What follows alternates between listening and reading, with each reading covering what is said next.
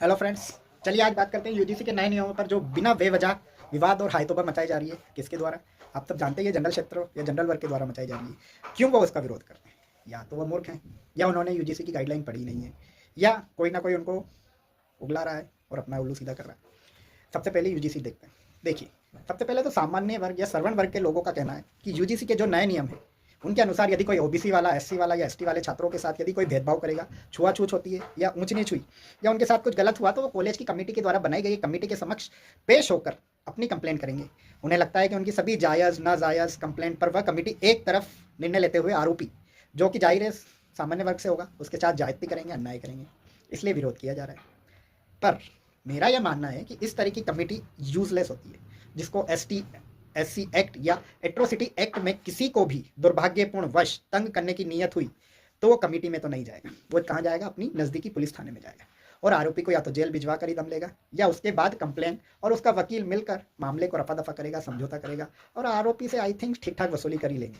अधिकतर मामलों में यह देखा जाता है कि इस तरह के केसेस अधिकांश फर्जी ही दर्ज होते हैं। पर अगर कोई कॉलेज की यूनिवर्सिटी के द्वारा कोई कमेटी बना ली तो आखिर वो कर भी क्या लेगी?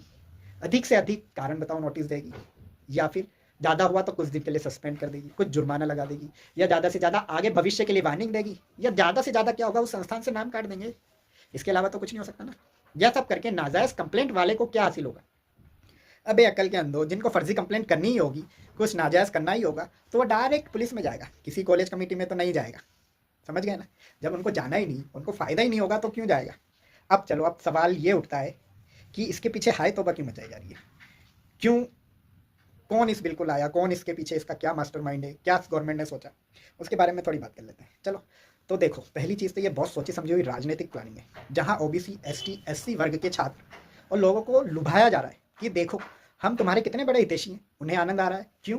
क्योंकि सर्वण सामान्य वर्ग के लोग तो दुखी होकर हाय तौबा कर रहे हैं, तो उनका तो ईगो होगा ना सेटिस्फाई, हमारा भी हो रहा है, ओबीसी वालों का हो रहा है, एसटी वालों का हो रहा है। अब इस ट्रैप में मुख्य विपक्षी दल और अन्य क्षेत्रीय दल फंस गए। क्यों?